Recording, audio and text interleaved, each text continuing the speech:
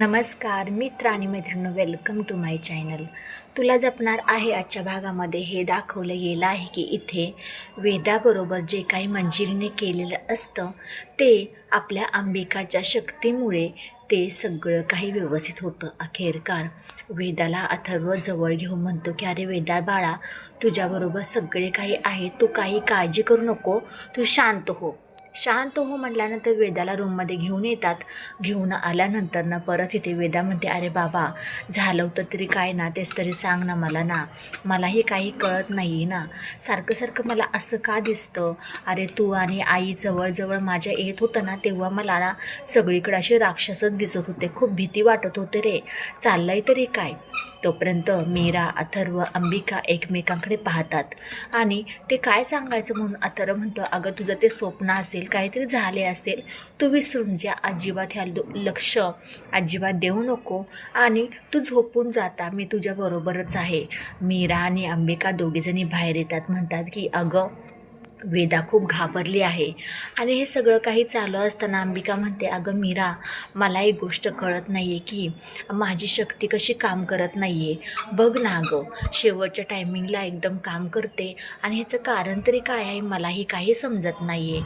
तोपर्यंत जे काही मंजिरीनं मायाला जे काय दिलेली असते, म्हणजे म्हणतात ना ते मंजिरीने मायापाशी जे काय दिलेलं असतं गुपित पुडीमध्ये पावडर, ती गुपित जादुई ते वेदाच्या कानाला लावायची असते.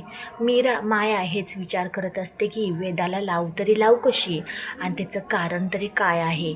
आणि हे सगळं काही माया विचार करत असताना नर्मदा तिथे येते.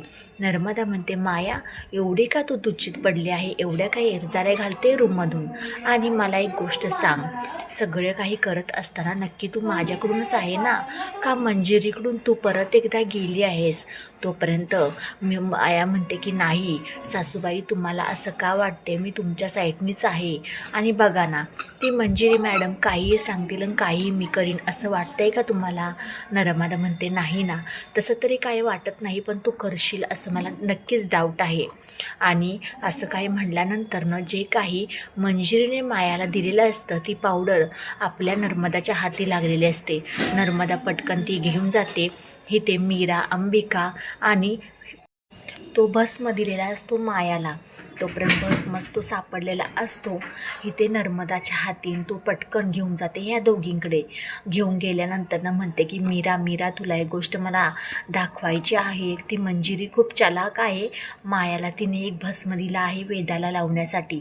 त्याच्यावरून अंबिका आणि मीराला खूप टेन्शन येते, ही बाई करणार तरी काय करणार आता, मलाही काही कळत नाही. असं काही म्हणल्यानंतर नाही ते पुन्हा एकदा इथे तो भस्म दाखवल्यानंतरनं मीरा, अंबिका आणि नर्मदा ह्या तिघीजणी एकत्र येतात. म्हणतात की काही जरी झालं तर हा भस्म आपण लावून द्यायचा नाही.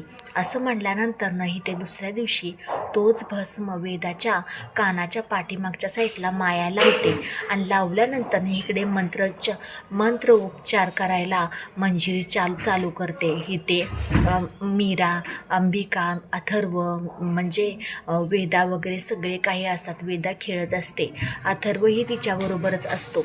आणि हे सगळं काही चालू असताना पुन्हा एकदा तिथं जसे जसे मंत्र उच्चारण करत असते तसा तसाही ते वेदाला खूप त्रास व्हायला लागत असतो. वेदाला त्रास झाल्यानंतर ती आई बाबा असं खूप जोरजोरात ओरडायला लागलेली असते. ते सगळं काही चालू असताना पुन्हा एकदा इथे मंजिरीला मार्जरीने सांगितलेलं असतं की तुला माहिती आहे का, अंबिकाची शक्ती जेव्हा एक आत्मा आणि मनुष्य एकत्र येतात तेव्हा त्या आत्म्याची शक्ती चालू शकते. असं काही झाल्यानंतरही ते पुन्हा एकदा